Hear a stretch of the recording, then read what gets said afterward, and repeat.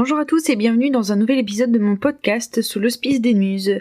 Je suis Céline de la Célinatech et aujourd'hui je vous retrouve pour un épisode un peu spécial. J'ai toujours rêvé de dire ça, donc je suis très heureuse. Je vous reviens pour un épisode à propos de mon expérience d'écriture du week-end que je viens de passer, où je vous expliquais du coup, d'ailleurs les épisodes où je vous raconte ça vont sortir après celui-ci parce que j'ai une urgence à sortir celui-là. Donc désolée, au niveau de la timeline vous allez pas trop comprendre ce que je vous raconte, mais allez, je refais un petit résumé de la situation.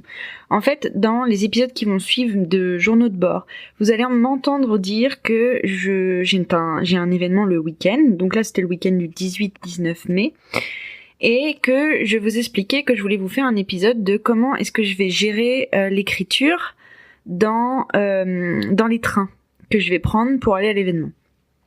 Et du coup, aujourd'hui, c'est un épisode où je vais revenir sur cette fameuse expérience d'écriture du week-end, mais je vais aussi revenir sur l'événement que j'ai vécu, parce que je pense que c'est important de vous raconter un petit peu à quel point ça a débloqué énormément de choses chez moi, et à quel point je pense que le podcast, enfin, ma vie en entier va être impactée par l'événement que j'ai vécu ce week-end. Et écoutez, j'ai envie de vous dire pourquoi. Je vais commencer par vous lire un texte que j'ai écrit spécialement pour le podcast dans le train. J'y vais. Ok les amis, sachez que ce podcast relate d'après moi une semi-défaite, mais de grands espoirs. Parce que je n'ai pas réussi à écrire sur mon roman dans le train, mais quelque part j'ai fait mieux. Je suis d'accord avec moi d'ailleurs. Samedi, quand je suis allée à Woman Up, j'étais tellement fatiguée que je n'ai rien fait d'autre que dormir dans le train. En même temps, faire une insomnie, ça n'aide pas. Malgré ça, la journée a été tellement inspirante pour moi que le dimanche matin, au lieu d'écrire sur mon roman, j'ai noirci moult et moult lignes sur ce que je veux pour mon futur professionnel, créatif et mental. J'ai vu des gens prendre la parole sur des sujets plus qu'inspirants et je me suis dit « Ok, c'est quand mon tour ? C'est quand que c'est moi qui passe sur scène ?» J'ai discuté avec des gens dont les projets me parlaient tous et je me suis dit « J'aimerais tant inspirer des gens comme ça moi aussi. » Esther a conclu sa conférence par « Tu n'es pas un imposteur si tu fais ce que tu aimes » et ça a résonné si fort. Durant un atelier, dont le thème était l'engagement citoyen, on a débattu sur la question « Doit-on faire un métier qui nous passionne ?» Objectivement, l'injonction est assez dure, le doit-on, et certains parlaient de ça et du fait qu'on peut faire un métier pour l'argent et avoir sa passion à côté. Franchement, je suis d'accord. Mais moi là, maintenant, j'ai des forces insondables qui m'ont attrapé les épaules et qui me tirent vers ma passion comme projet de vie. Mais je dois le faire, c'est ma mission, et peu m'importe que ça me prenne 1 ou 40 ans pour en vivre. J'ai l'impression que je me tue si je ne le fais pas. En plus, je me suis mise tant de barrières jusque-là, j'ai vécu 25 ans avec des barrières qui me semblaient tellement hautes que désormais que je suis en train de les faire tomber une à une, l'étendue d'herbe verte est si vaste devant moi que je ne sais même plus où galoper. Donc voilà, ça c'est le texte que j'ai écrit le dimanche matin dans le train en me rendant à la deuxième journée de l'événement Woman Up. Alors du coup, Woman Up, qu'est-ce que c'est ? C'est un événement qui a été organisé par Esther Taïfé, Marie de la chaîne Antithésie et Claudia, oh mince désolée Claudia, je connais pas ton nom de famille, mais Claudia qui est une entrepreneuse qui bosse en ce moment avec Esther notamment. Et si vous voulez, Woman Up, c'était un peu c'est même beaucoup, un événement sur les femmes dans le monde du travail et comment se sentir empouvoirées dans le monde du travail.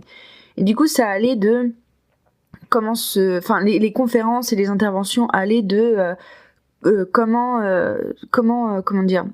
surmonter le syndrome de l'imposteur jusqu'à comment se positionner en réunion. Et avec entre les deux des femmes qui ont monté des projets très inspirants, qui prenaient la parole sur ces projets et qui nous faisaient un retour là-dessus. Et j'ai rencontré des gens mais tellement merveilleux. J'ai entendu des paroles qui ont fait des déclics tellement forts dans ma tête, c'est incroyable. Et si vous avez envie de vivre un petit peu ce qui s'est passé à Woman Up, je vous invite à vous rendre sur la chaîne d'Esther Taïfet, Tailifet,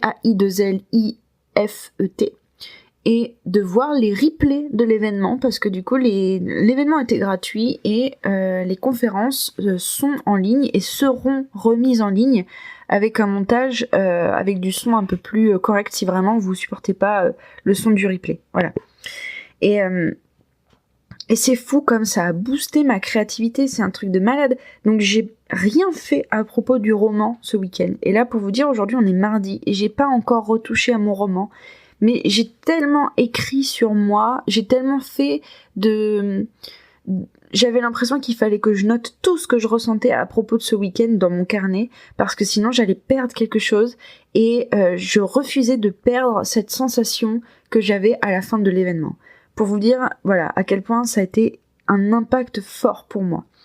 Et là par exemple, je regarde un petit peu mes pages, donc désolé, vous allez avoir du bruit de pages qui se tournent, mais j'ai absolument besoin de revoir mes pages, parce que j'ai envie de vous dire, par exemple, j'ai fait des flots de pensée. J'ai fait un flot de pensée dans le train le dimanche matin, avant de vous écrire le petit mot que je voulais vous écrire pour le podcast.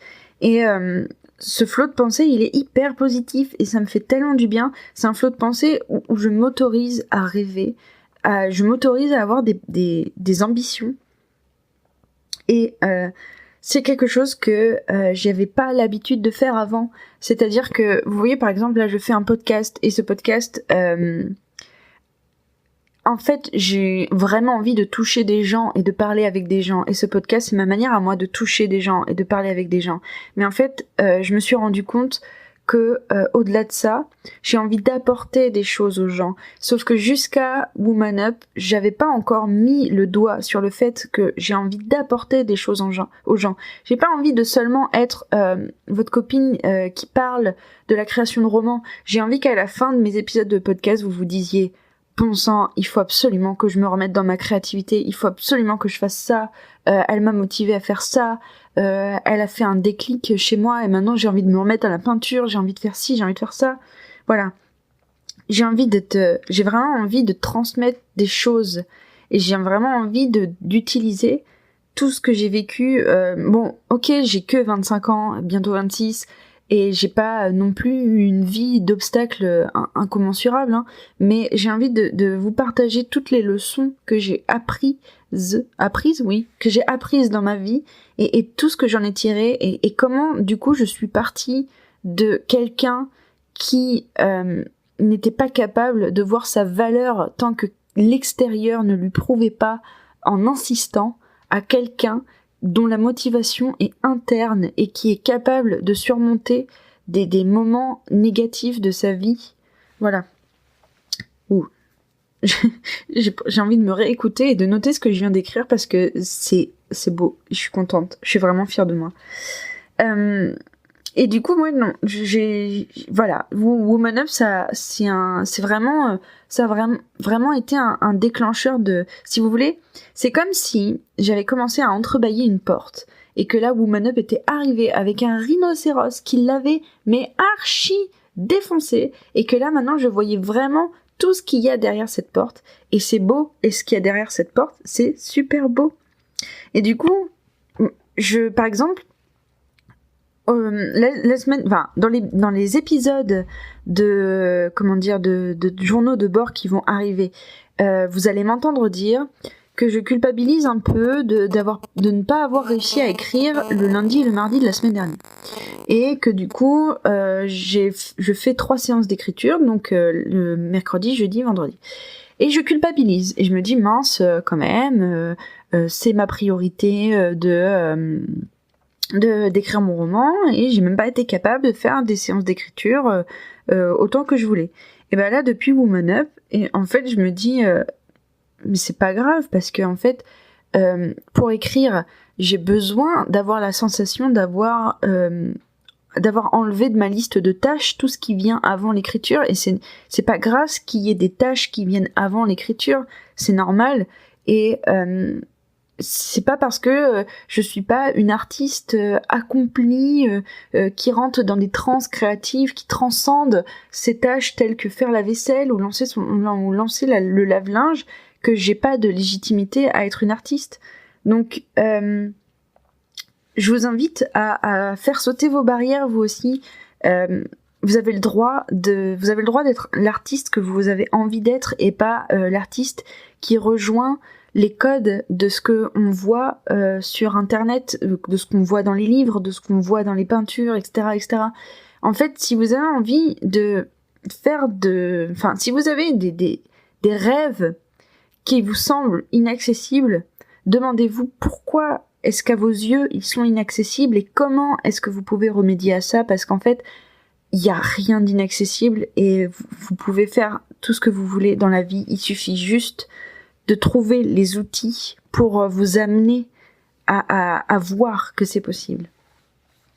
Et pour cela, on dirait que je fais de la pub, mais moi par exemple, ce qui m'a permis de changer un petit peu cet état d'esprit, c'est le podcast d'Esther Taïfé, Se sentir bien. Voilà. Je me sens super bien de vous dire ça. Et sachez d'ailleurs que j'ai envie de terminer un petit peu ce retour sur le fait que à côté de ce podcast, j'ai une chaîne YouTube.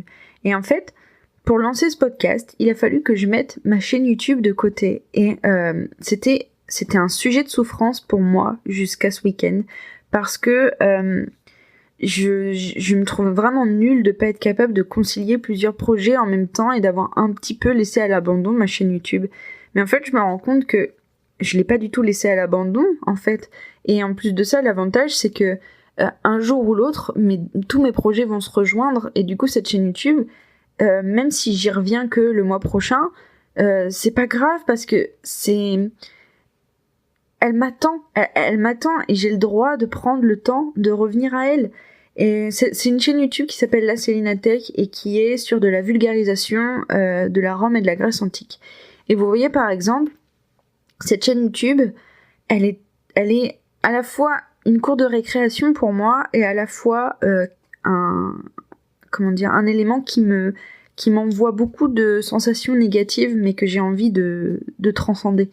Et par exemple, je me sens très très mal vis-à-vis de mes vidéos sur YouTube parce que j'ai l'impression de ne jamais avoir assez lu, de ne jamais avoir assez de ressources extérieures pour valider mon propos. Et en fait, depuis ce week-end, je me suis dit, mais en fait, j'ai pas besoin d'avoir autant de lectures pour valider mes propos. J'ai pas besoin de me légitimer à travers 1001 chercheurs. En fait, à partir du moment où je suis claire avec les gens qui me regardent et que je fais ce qui me tient à cœur, je me rends compte que, par exemple, pour faire une vidéo, je faisais beaucoup trop de lectures parce que, en fait, au bout de la 2 ou de la 3e lecture, j'avais assez d'infos et assez de points de vue différents pour être capable de faire une vidéo à peu près objective. Et en fait, même de toute façon, j'ai envie de faire des vidéos qui sont plus orientées vers l'humour. Alors au final, c'est pas grave si l'exactitude scientifique pêche parce que j'ai envie de mettre de l'humour à la place, parce que c'est ça que j'ai envie de faire. Et en fait, à partir du moment où je suis honnête avec ça, et à partir du moment où moi ça me plaît de faire comme ça, j'ai pas besoin de valider ma connaissance, et j'ai pas besoin de valider auprès des gens qui verront des trous dans les informations dans mes vidéos que je sais quand même de quoi ils parlent. Parce que du coup, c'est juste que c'est des gens qui n'auront pas envisagé mon point de vue et les sacrifices que j'ai dû faire pour la vidéo pour la rendre visionnable. Parce qu'en fait, au bout d'un moment, faire une vidéo sur Démosthène qui dure 1h30, c'est pas possible. Donc, et voilà, et moi voilà, l'humour prendra plus de place que la théorie parce que c'est comme ça que j'ai envie de faire. Je me sens tellement bien de vous dire ça, je me sens tellement bien de faire cet épisode, c'est vraiment, c'est fou. Et voilà, si j'avais qu'une seule chose à vous dire, s'il vous plaît, allez voir, si vous avez l'impression que Woman Up peut vous apporter quelque chose, s'il vous plaît, allez voir les replays. Même si c'est les replays des conférences, regardez le programme et prenez les replays des conférences qui vous intéressent plus que les autres, mais allez voir, allez jeter un œil, parce que vraiment, c'était formidable. Et j'ai entendu qu'il y aura sûrement il y aura sûrement un Woman Up 2020. Et franchement, venez. Et même, d'ailleurs, j'ose le dire, mon rêve aujourd'hui, c'est que dans Woman Up 2020, je puisse faire une conférence sur comment créer son projet professionnel à partir de rien.